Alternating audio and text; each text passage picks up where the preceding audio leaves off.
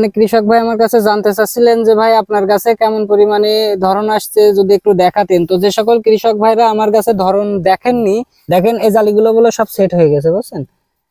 জালিগুলো সাইজটা আপনারা একটু লক্ষ্য করে দেখলে বুঝতে পারবেন। এখানে কিন্তু প্রত্যেকটা গাছে এমন পরিমাণে মনে করে না, দেখেন প্রত্যেকটা গাছে সাইজ গুলো দেখেন, একটু শসার সাইজ গুলো দেখেন।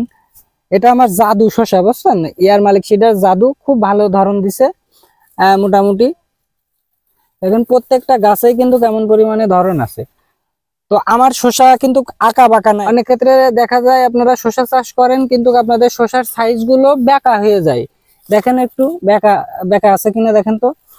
দেখেন তো প্রত্যেকটা গাছের শসাগুলো দেখেন আপনারা একটু লক্ষ্য করে, একেবারে সুন্দর সাইজ কিন্তু। তো যে সকল কৃষক ভাইদের শসার জালিগুলো বাঁকা হয়ে যাচ্ছে সে সকল কৃষক ভাইরা কি করবেন? সে সকল কৃষক ভাইরা অবশ্যই সপ্তাহে একদিন আপনার ক্ষেতে ভিটামিন আর বোরন মিক্সড করে ব্যবহার করবেন, বুঝছেন? অবশ্যই ব্যবহার করবেন। এটা আপনাদের শসা বাঁকা হইলেও ব্যবহার করবেন, না হইলেও কিন্তু ব্যবহার করবেন। তাতে করে আপনাদের যে শসার জালি অনেক ক্ষেত্রে দেখা যায় যে সুন্দরভাবে সেট হয় না, বুঝছেন? এই সমস্যাটাও কিন্তু আপনারা সমাধান পাবেন এই বোরন ব্যবহার করলে।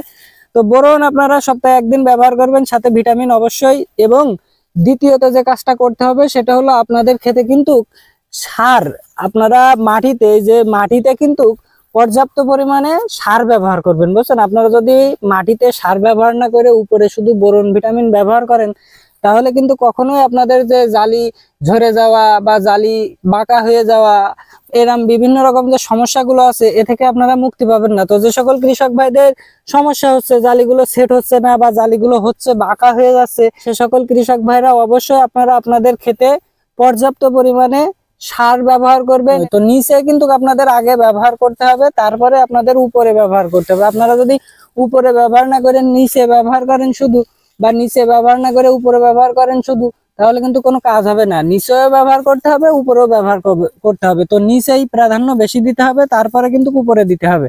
তো দেখেন আপনারা একটু শসার জালিগুলো দেখেন, একেবারে টান টান, কিন্তু একটা শসার জালু কিন্তু বাঁকা আমি দেখছি না সচরাচর। খুব কম পরিমাণে শসার জালি বাঁকা, বাদ বাকি কিন্তু সব সুন্দর সাইজ। দেখেন এই শসাগুলো কিন্তু সব সেট, বুঝছেন? দেখেন। তো শসা চাষী ভাইয়েরা অবশ্যই আমি যেভাবে আপনাদের পরিচর্যা গুলো করতে বলি সেভাবে পরিচর্যা করবেন, আর করলে আশা করি আপনারাই উপকৃত হবেন, বুঝছেন? অনেক ক্ষেত্রে আপনাদের এইসব সিক্রেট বিষয়গুলো কেউ শেয়ার করবে না। তো যে সকল শসা চাষী ভাইয়েরা আমার ভিডিও ফলো করেন অবশ্যই আমি যেভাবে আপনাদের দেখাই যে আপনারা কিভাবে কিভাবে পরিচর্যা করবেন ঠিক সেইভাবেই পরিচর্যা করবেন, তাহলে আপনাদের কাছেও এমন পরিপূর্ণ ফুল জালি আসবে। পাশাপাশি জালিগুলোর সাইজও কিন্তু অনেক সুন্দর হবে। তো আজকের ভিডিওটা এ পর্যন্তই, দেখা হবে অন্য কোনো ভিডিওতে। ধন্যবাদ।